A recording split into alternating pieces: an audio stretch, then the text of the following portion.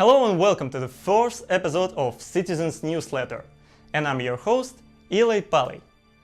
Today we are going to summarize all anniversary special videos and news, and in addition, some small news across past 2 weeks. First, let's start with anniversary special videos. Most of them weren't as informative as we wanted and expected, and devs were talking mostly about already released ships, which isn't interesting, and I'm not going to talk about it. Only new information. So, Anvil Aerospace.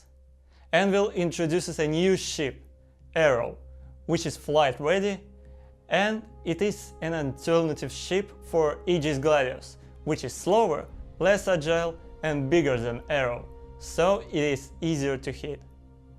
And Arrow is smaller in a landing mode, so it is more suitable for being carried on Idris. Now Anvil Hook, a bounty hunter ship, almost identical in firepower to Arrow, but it's way bigger in flight mode. And our developers are still working on it, but it is planned to be released in 3.4 patch in the end of this year.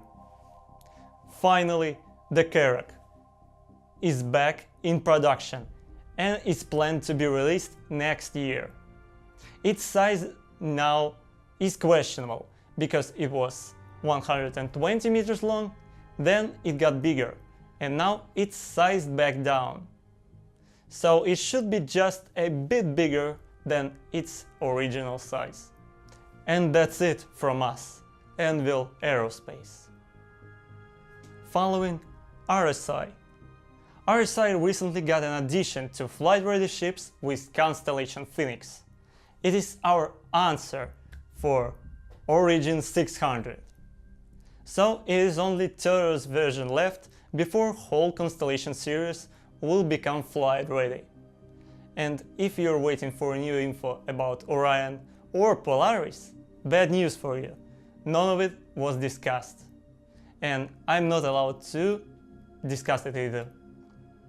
Origin Jumpworks 300 series rework, which was scheduled for 3.4 patch, was moved to 3.5.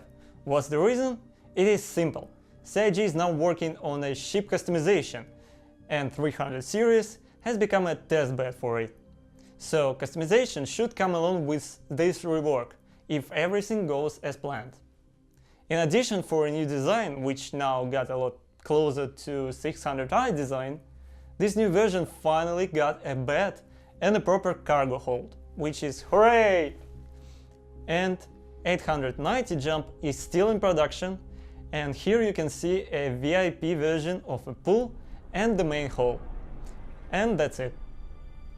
Aegis Dynamics and Drake Interplanetary. No new information. Exotic ships. There is a new ship, Aopoa Santokiai, new addition to Xi'an ship family, which is heavier version of Cartulai, and it's pretty powerful and has some unique Xi'an weaponry on it. Plus, comparing to human ships, it has a better turn efficiency, thanks to Xi'an engines. And some news about Banu Defender.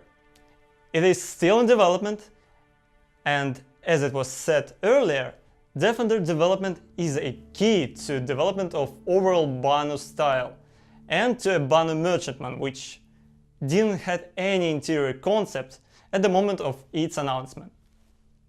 Now moving to Misk. Freelancer family expects a long-awaited addition to flight-ready ships with its variants in 3.4 patch. While we already have classic Freelancer in game, there is a military Miss, supercargo version Max, and the Explorer version Dur coming soon. And some whole serious news? Nope, sorry, I've got nothing. And a small manufacturers. As well, no news here. So, before all of this sale madness came, there was a call on all devs, so let's look at it. First question: Are there any plans for adding inherited momentum to the game? Because now, if you jump off the ship in motion, you became static. And the answer is yes.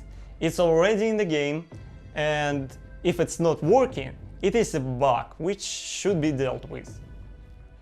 Second, how fast are devs planning to create a star system? And there is no answer, just a lone talk, so it's still unknown. Third one, how does new telemetry page work? It's simple. Server takes your and other players' data while you're playing, rates your performance, and shows it on a page, which can help you dedicate strong and weak points of your PC setup. So that's it. Moving to Anvil Arrow Q&A. Arrow is not a stealth ship, and it is an error on a website page. Current handling of the ship is an error, and it should be more maneuverable than a Gladius or Hawk, but less faster. But Gladius has a better rockets, and Arrow still should be converted to a new IFCS model, which is coming soon. I don't know when it's coming, but coming soon. And multiple arrows fits inside an Idris, Kraken and Bengal, while Javelin, Polaris, 890 Jump and Endeavor can carry only a single arrow. And this is why Arrow has such small fuel capacity. But Arrow shouldn't be compared to other light fighters, as all of them has a different role. And Arrow's turret can be swapped for a cargo hull, but it can be swapped for a fixed Size 3 or gimbal Size 2 weapon, and you can install a blade into it, but it will take most of the available blade slots, so it's up to you to choose.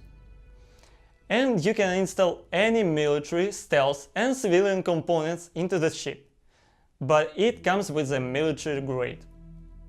And finally, Arrow will have a small storage for personal items in the future. About our Polo Santo Yai Q&A we will talk next week. Finally, roadmap got updated, and currently it looks like CIG won't make anything with 3.4 patch in time. And weekly newsletter, useless as always. Just an image of some kind of commodities price, something.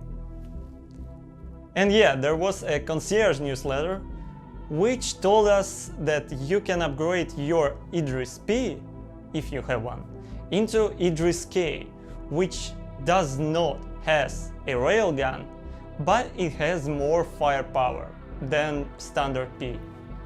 And that's it with our weekly news, so as always, thank you for watching. Please remember to share your opinion about this show in the comments and share this video with your friends if you like it. With the text for this show, I've got help from Saibo, so check out her Instagram account in the description below. I am Ilay Pali. We'll see you next time, everyone.